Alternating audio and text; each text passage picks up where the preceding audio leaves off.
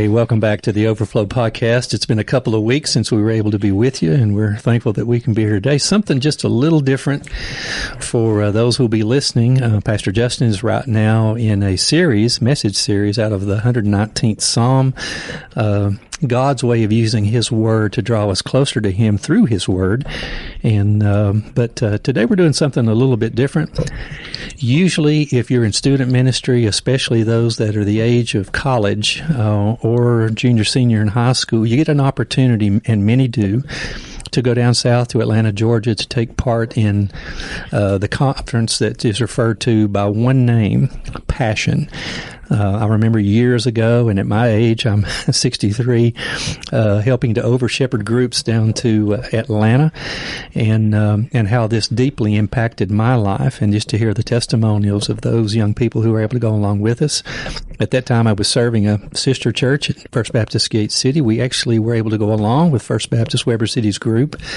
Had a great time together, and again, it just made for some wonderful conversations, testimonies, questions. As we were leaving to come home, and even after we arrived back home, we were able to live off of that experience for a significant amount of time. So today we have some special guests with us. All in this room, excluding myself, we're a part of the Passion Conference. Ms. Brooklyn Smith, Austin Gibson is here, Aaron Hill is here today, and Tehillah Gardner. And we're just so thankful to have all of you here. So, hey, welcome to the Overflow Podcast. Thank you. Thank you. I think this is going to be really good, really exciting especially with this group. They've traveled with us, and I feel like they really took a lot from it. I trust them that they, learned a lot. And they were very impacted over the course of a few days that we had together. I know we've got to talk a little bit each night while we were waiting in line or something, or when we got back to the hotel, we walked back in the cold air every night. We sat and stood in line. Froze to death.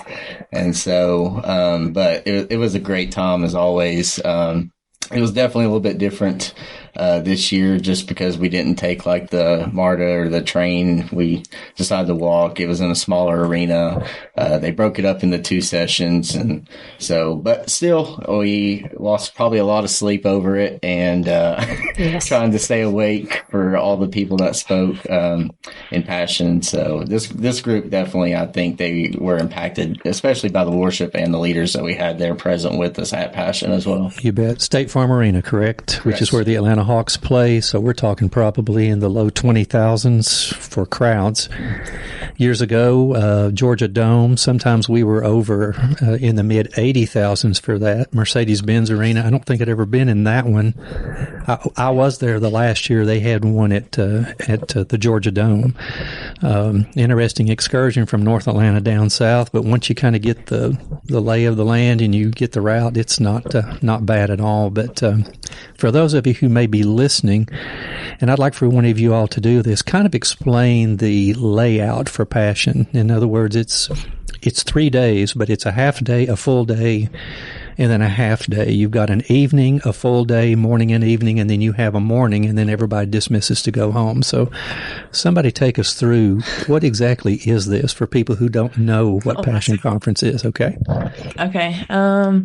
So I would say the first session started at, Monday? Yes. Monday night. It started at 7. 7-ish, kind of leave around like 10:30 probably.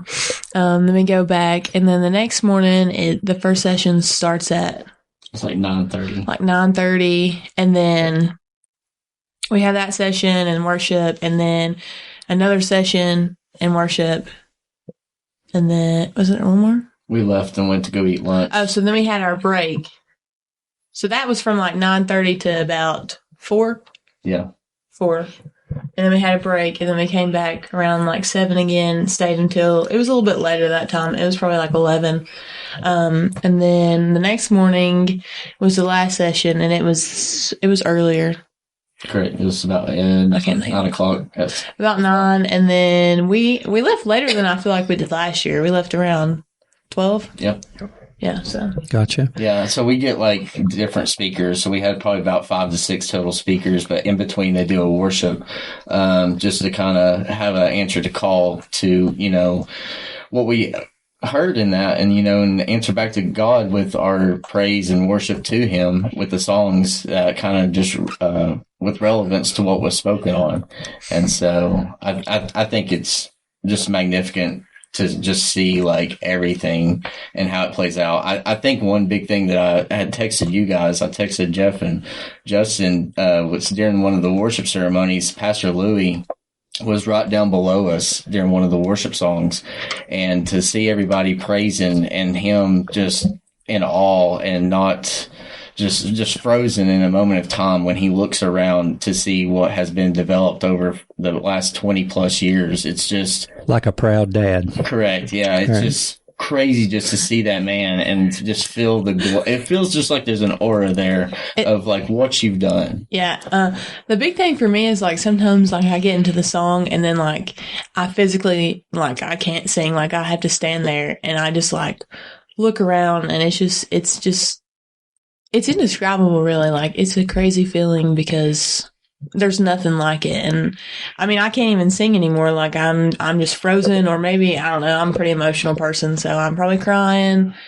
I cried a lot. Like it's the first night, as soon as the first song on, I literally started crying. And I was just like, okay, well. I think it's pretty awesome just when you look around, when everybody, and you have like a room of 20,000 people and all of them are worshiping God. And you just look around and it's indescribable. It's an incredible feeling. It's like a sneak peek into the throne room. Yes. Ooh, that's good. Because you've got this year, like they said, 20-some thousand. Last year at the Mercedes-Benz Stadium, 55-ish thousand. Oh my gosh. And it's like nothing matters except for the glory of God, praising God.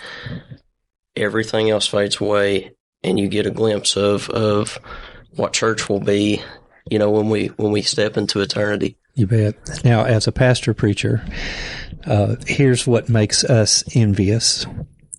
When you are in a room and you have everyone in one mind and one accord, and you see and experience and can feel it, it's palpable. I mean, this is not a subjective type of opinion as to, okay, what do you think? You can feel it. You really certainly can. The Holy Spirit inside of us connecting with the Holy Spirit inside of everyone else, and it's just an amazing thing. Yep. But what can be accomplished when you get that many people together who are really there to do that? And this is what your pastors are hoping will happen every single Sunday morning that we get together. But unfortunately, it seems it doesn't quite come together the way we would hope, but you certainly hope that it would. We're envious of that feeling and experience because you're thinking, gosh, we just want to take this and bring it home, And sometimes you can do that. You get that afterglow of an effect like that. But, you get to hear the who's who of pastors, authors, worship leaders. You get to hear, that if you turn Christian radio on, chances are you're probably going to hear someone that you got to hear while you were there. It's just truly amazing when you get that opportunity to do that. So, who did you hear, and what impacted you the most while you were there? I think Terry. What's her name? Perry. Jackie Perry. Jackie Perry. She was the one that probably hit me the most. She had so many incredible, I don't know what the word is, but had an incredible just lesson in that she talked about hope. Ooh, okay. And that's something that like everybody struggles with. And she talked a lot about that. I have like 2 pages filled with just notes from her and stuff. So that she was the speaker that stood out the most for me. Can you remember anything you wrote down in particular that was kind of you put a star or a check by that or underlined it or something like, ooh, I love it. You're opening up your journal now. Let me see. There is one is, just because we can't see the finished product doesn't mean he's done with us yet. Whoa. Okay. And that was something that really stood out. And Something she said is, we are uncomfortable moving at God's pace, which is something that really stuck out because we're always so used to going at our own pace. And in this world, it's a very fast pace, very keep going. And when something slows down, we're like, what's the problem? What are we doing? Why are we slowing down? We got to keep going. Imagine that. We struggle with God's pace. Yes. Oh, goodness gracious. Those are all very, very good. Gosh, anybody else? I think the big thing for me with her message is that she talks about how our hope in God is not something that is to be deterred. When we get to a point, whether it's in a health crisis or some type of traumatic experience, a lot of times we'll feel hopeless. We'll feel, well, where is God? God's not here. God's not protecting me from whatever's going on. And really, when our hope in God is failing, for lack of better words, we're committing a type of idolatry. We're committing a type of spiritual adultery, because faith is what pleases God. Faith is the substance of things hoped for, the evidence of things not seen. So if our hope's not in God, where is it?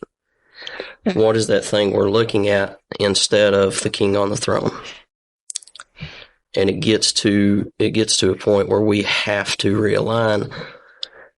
And like Louie Giglio mentioned in his message, we have to remember that everything we do in our lives is not about us. It is not about the person next to us.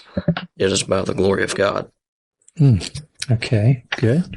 Brooklyn, I see sticky pad notes. Is that a Jesus Bible, by the way? Well, it's Austin. Okay. But yeah, The year that was published and released, all of the group leaders got one of those free. Yeah. And, they directed us to a location just outside the worship area there. We all got one of those. And I think it was understood that we would give it away. That is a really good Bible. It's a great student Bible. It really is. But go ahead, I'm sorry. Okay.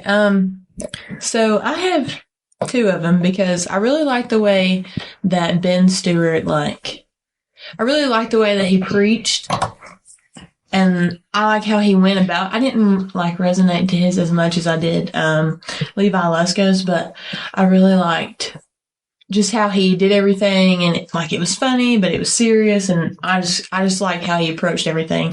So he was probably my favorite speaker, but I really liked Levi Lusko's because he was talking about a midlife crisis or a quarter life crisis, and I don't know if you guys have one, but I feel like I've been having a quarter life crisis. Why'd you look at me when you said I guess I'm the only one in the room old enough to have had one. Okay. Well, it's about time for our quarter life crisis now. You gave me a side eye there that's kind of paralyzed me. It's about 2/4 crisis. I don't think that's a thing.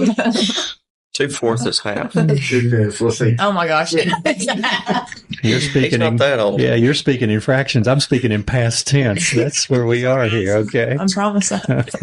Yeah, no, I like Ben Stewart as well. I like how he talked about Jesus's 40 days return to earth after the resurrection. He kind of made it in a sense of being comical. Ben Stewart does a great job bringing in a laugh or two with it, because he already knows, Jesus already knows what people's answers are and how they're going to react to things. And one of the things was where Peter had returned to fishing after Jesus' death, and Jesus was there on the beach, and it was just funny because he was talking about how, hey, did you catch anything out there? And well, no, they didn't catch anything. And well, Jesus knew they didn't catch anything, and so it was pretty cool that he invited him to come on the beach, bring, some fish and cook them over a fire and have breakfast and everything. And it was kind of the first way that they had met each other on earth when Jesus was on earth alive in a human body, was they met in that fish on the water on the shore there. It was a full circle moment. Yeah. In a lot of ways. Twice. It really was. And gosh, anything else? Levi was also great. I always take up with Levi. I read his books. He was talking about his with the treasure also. At the end, he brought on a giant pile of dirt, and used the parable of the man that found the treasure in the field and went and sold all of his belongings to go buy that field with that treasure in it, knowing that it was there, and just showed that Jesus is the true treasure at the end of the day. And it had this beautiful cross in it with rubies in the dirt and everything. He was just slinging it all over everybody. Yeah, he was throwing it around to the people right. Yeah, on the front row. So I'm sure they'll remember that. Yep.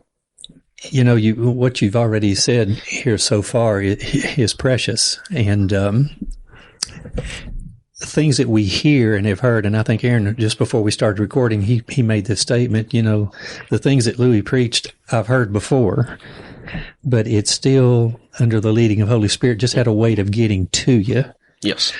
So let me just kind of put this to the four of you.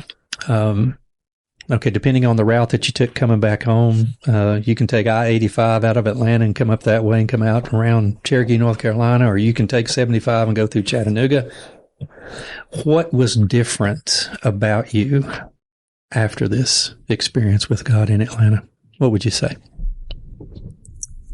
For me, a reevaluation of some goals that I have. Some of the people listening know me, some don't. I'm a master's degree student. I'm a competitive archer. One win away from going pro. And, in chasing podiums, in chasing competition, it's really easy to look back and think, well, look what I've done. Look at how I've been successful as a coach, how I've been successful technician side, and all these different things. And at the end of the day, the most important things with archery have been the experiences I've had with our archery ministry. I've seen God. We were arguing one day. Yes, I mean arguing with God.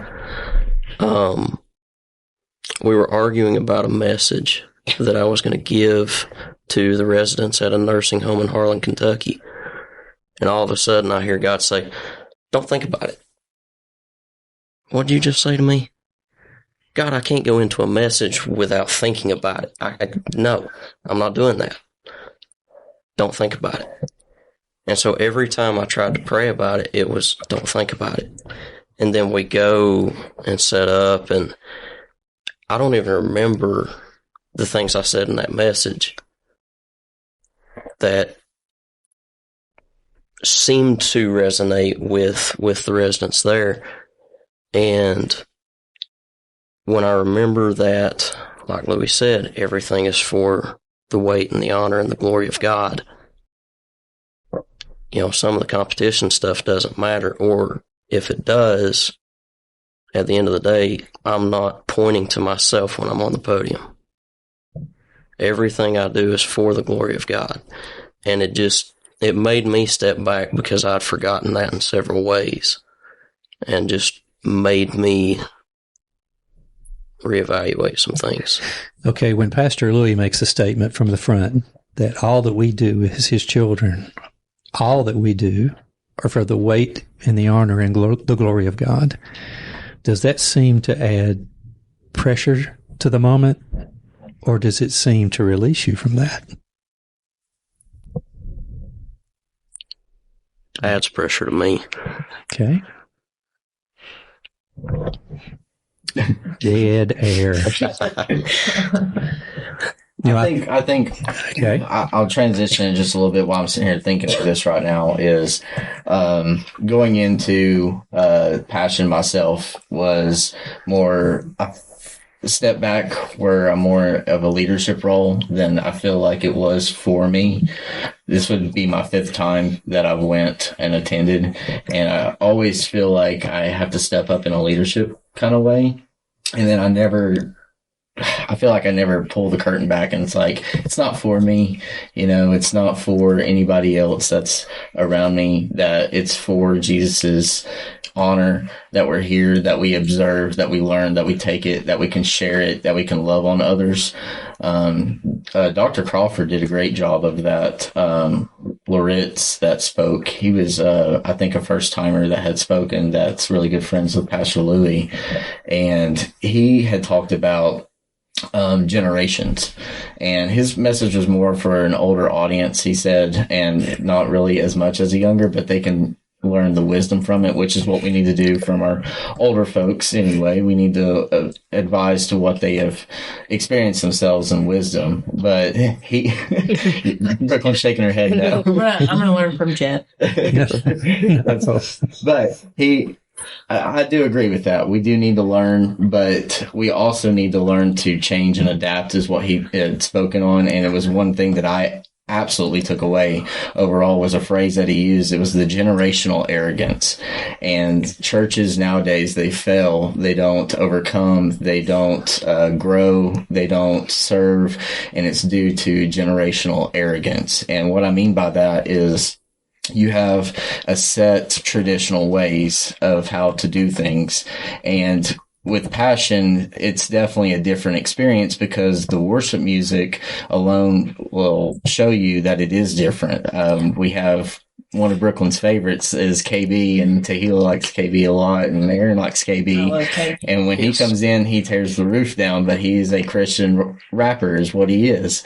And a lot of people don't believe in those ways of that kind of music, that it's not in a glorifying manner to God.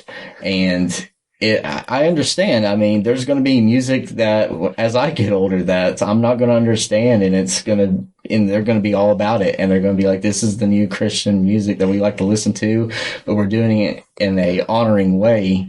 But to see the videos that we saw, after Passion, there was people in the sound room with KB, and you could see where everybody was jumping in the arena, and the place was coming apart with the walls and cracks and seats and everything. But that generational arrogance term really resonates with me, because I struggle with that around me, that we need that change in our lives to bring more to Jesus and realize that there is more than one way to get to Jesus and glorify him. But he's the only way, obviously, at the end of the day, but there's more than one way that we can glorify his name in an honoring way. I was part of a group that went down for a 3-location simulcast and they were doing it at the same time. 2 locations in Atlanta, 1 in Washington, D.C., and I think Ben Stewart was in D.C. So I think, I don't know if it was called State Farm Arena then, but we were Georgia Dome, State Farm Arena, and then I think some location in Washington. But anyway, at one point in time in that conference, and I think I've got this right, on the stage in 3 different venues, we had 3 different Christian artists that were doing rap. Yes. Tadashi, Lecrae, and KB. Ooh. Okay. You and I, we were there together, because we tagged along with that. I remember that now, because we stayed up north in Atlanta near Buckhead. But the fact was, I just remember thinking, this has probably never happened like it's happening now. Yeah. And it certainly connected. And I think it added so much to that particular conference. Here's a word real quick, because I'm watching the clock here, and I don't want to. We're good on time for right now. When you texted me about the statement that Crawford Loritz made, I didn't know if it was Crawford or Brian. His son Brian is one of the associate pastors at Summit Church in Raleigh, and has offered some incredible words of wisdom through message there. Anytime that, and of course, they have a 9:00 service that sometimes my wife and I can listen to before we go to church. But when I heard it was Crawford and not Brian, my heart just warmed. Because here's a man who was part of the early Promise Keepers movement that I heard live at Neyland Stadium in the late 1980s. At that time, Crawford Loritz was very much out there, and, someone who's highly respected. What really warmed my heart was to think, here is a man who I don't know how old he might be now, not important. But it was important for me to know he's not considered timed out of this generation. And my word for the younger folks this day and age is don't ever do that to someone. And you're not patronizing them when you do it or don't do it. I'm just saying, if they know the Lord and they love him and they've got something in their heart to share, it's worth listening to, regardless if their hair is changed completely or it's still its natural color or whatever the case may, or they've tried poorly to try to color it. But man, I hope you all got something from him, because if I had heard that Crawford Lawrence was going to be at Passion, that would have been worth every effort I could have made to be there. I'm telling you. His was almost a message for discipleship. And it's a style of message that I specifically love. But one thing that he did, I am very bad about disliking when a pastor just tries to quote the Bible throughout their whole sermon and never even open it up. But with Crawford, you could sit there and read along with him as he preached. He was word for word. This was not someone just talking out of the rear end. This was someone who knew the word intimately. And it was just amazing to hear him speak. I tell you what, when people can do that, how much time have they put into the word to be able to do what they do? Yeah. Yep. It's amazing, isn't it? Goodness gracious. Someone else, what was different about you coming back home? I would say just a different mindset. Like Aaron said, you just come with it's the beginning of the new year and you have all these New Year's resolutions. And I feel like at the beginning of the year, most of them last about a week. At least mine do. Most of mine do. About a week, and then something breaks or something gives out or something happens, or work. And then you're like, oh well, there goes one, and see how many more you can keep instead of restart, And something for me, back to Jackie Perry, the word hope, because that's something I struggle with is hope. And for me, I'm a college student who's already graduated, and I'm just working full time. And most of the people are like, you're still young, you should go back to school, you should finish off. And I'm like, right now, I'm just waiting, And as the new year starts, people are like back in school, and it's just like, so where am I supposed to go, And one of my favorite verses, Jeremiah 29:11. For I know the thoughts that I think towards you, says the Lord, thoughts of peace and not of evil, to give you a future and a hope. That's something that really stands out and keeps with me. And when Jackie just preached all about hope, I just felt like that was God speaking to me and just telling me, I got you. We're going to get through this. You bet. That's the verse the Lord used to call me into ministry full time. That was a very important verse in my life at that time. Brooklyn, what was different coming home? I feel like just kind of like Tehillah said, like my perspective, like I kind of went into it worried about grad school, my job, life, I'm almost 22, this is, a lot of people are married at this age and whatever else. I'm not close, but, just kind of more of like the doubting and like, okay, well, why isn't this happening? Why is this happening for everyone else but me? Yeah. And there was just so many different messages that resonated with me. It was kind of like, as Tehillah said, like the hope, and then the quarter/midlife crisis. And then even Earl's like at the end, it was just kind of like different things. Like, I don't think there was one that didn't like make sense in my life. And it just kind of gave me the hope to realize, like, you're in this season for a reason. Like, everything is going to be okay. It's God's plan. You just have to, wait and give it time. And when it's your time, it'll happen. You bet. I think it was at a Passion conference that I heard a word about the gift of singleness. And it was referring directly to people who may be in their early mid-30s, and they just haven't felt the leading, nor have they been led to someone, nor has someone been led to them, that they feel like they could establish a relationship that have a future in it. It was one of the best messages that I heard on this topic, because I don't know that I'd ever heard one before that, and I don't know if I'd ever heard one like that since. But it is something to embrace. We had a young lady out of our church at First Baptist Gate City who surrendered the call to full-time ministry in foreign missions. She was away from home in 2, maybe 3 different locations down around the Horn of Africa, South Africa. I don't know if she was ever in Lesotho, Botswana, but 7 years. And I think that's called, I don't know if it's a journeyman program, but anyway, Southern Baptist funded. But she was patient. And, a personal relationship with a young man could not have allowed her to fulfill God's plan for her life in a way if she weren't willing to wait on the Lord. And he did. He provided for her. And gosh, that's really, really good. I think there's a word that's kind of coming to my mind right now. We're kind of rounding out of turn 3, heading toward home here, that I think pops. And I may have heard this from someone else about Passion Conference. It was a time for us to recalibrate. Yes. And I like that. He said that in his message. Mm-hmm. Recalibration. Did anyone else? I think y'all are nodding your head. Did that word come up at the conference? Yeah, Levi Lesko talked about it in his message. Okay. That was one of his points. Well, I think it's very, very important for us to be able to... Resetting the scoreboard is what you said. You need to reset the scoreboard. Like that. But it was recalibration. I swear he... Look at that. I know he used the word recalibrate. Yeah, he did. Yeah, recalibrate your scoreboard. Okay. Yeah. Okay. I just thought I was losing my mind for a second.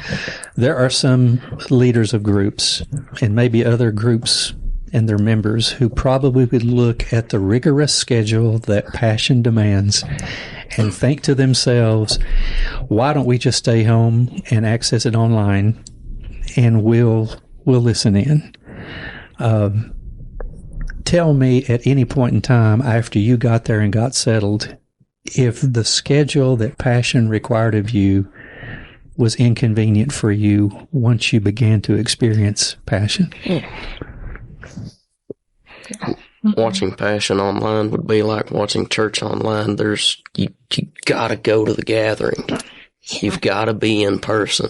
I think I would be sad if I watched it online because I'd be like, I could have been there. It definitely is different because we did that during COVID. We didn't get an opportunity to go, Amber and I. And we did. We sat and we watched the whole conference. And it was just like... It was not the same. Yeah, it was the year that they rang in the new year at midnight by singing. And when it hit midnight on the clock, it was just so crazy to see them worshiping. But I was like, man, I want to be in that arena with them. Yeah, you could feel it, but it was like, it's not the same. It's definitely not the same. Because we experienced that last year. This group here went last year.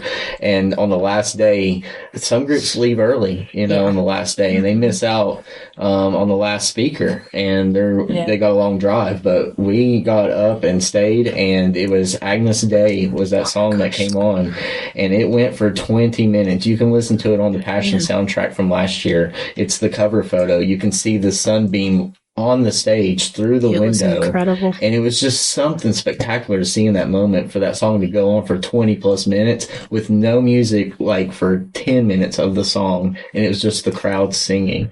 And it was, if you close your eyes, it feels like you're just standing at a throne to me. Yeah. It feels like I'm just standing at a throne with Jesus sitting on it, with everybody just praising together. And it's just a glimpse of heaven. And it gives me chills every single time I listen to that song. And if I'm in a bad spot, that's one of the songs that I can pull up and just, fall to my knees, close my eyes, and you can feel it. And I remember us in a sense of us being there, in that presence. And so there's always something every year that we can take away from Passion. Me and you've sat here, Jeff, and we've brought up old times that when we traveled to Passion together, and then we can just remember vividly in those moments. And so I pray that, the group that Amber and I and all of us adults took there can just remember something from it. It's so impactful, and it's just something that you just won't forget, to have that small piece of heaven with you. You bet. Okay, now here's the question. We'll close with this. Okay, if all hearts and minds are clear. All right, are you ready? Yeah. It's not going to be in Atlanta next year. It's in Arlington, Texas. That's a fur piece down the road. Yes. Are we going? Yes. Yeah. If at all possible. I'll tell you what, it's not too early to begin to go ahead and prepare and to save for that now. personally and things like that. Church, if you're listening out there and if you want to go ahead and begin to think about how that you can support our young people as they are planning ahead, it appears from what I've heard from some other folks that it's our heart's desire that we'll be in Arlington, Texas next year. That will probably be no less than a 2-day drive to get there. Or if we can raise... Leslie said she could do it in 16 hours, just by herself. She would drive. Family's down there. She said she would just drive straight down in 16 hours. I will sleep the 12. There you Stay go. up for the last 3. Hey, it's about 18 to Austin from there. Austin's about 3 hours below Dallas. And personal experience, that's a long drive. But it'll be worth it if we can do that. And if we can save a little more on the front end, we just might be able to fly it, which would be the best. Get us an Airbnb while we're there, something that could accommodate our group. And so something to think about and pray about. Well, listen, we certainly want to thank you for joining us today, and it's just so good to be here, and what an honor to be here with these younger people. Again, our thanks to Brooklyn Smith for Aaron Hill and Tehillah Gardner for coming and join us, and always good to have Austin with us, because without Austin, we do not have a podcast. That's true. Thank you. So we would encourage you to listen, like us, share us, subscribe to us. But again, it's been good to be with you here today. Join us again next week for the Overflow Podcast. God bless. Have a wonderful rest of your week and weekend.